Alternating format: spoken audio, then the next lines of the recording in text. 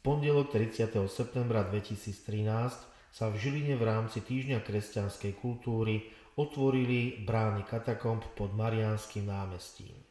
Odborný výklad zabezpečil doktor Ľubomír Prikryl, ktorý návštevníkom zaujímavo porozprával o dejinách mesta, o Mariánskom námestí aj o samotnom kláštore, pod ktorým sa katakomby nachádzajú. Vyvrátil rozličné fámy, ktorými sú žilinské katakomby opradené. 1521 celá Žilina vyhorela do tla. Mnohé domy, boli tu aj kamenné domy, ale viaceré domy boli drevené, ale všetky domy mali jednu spoločnú vec, že boli kryté dreveným šinkom.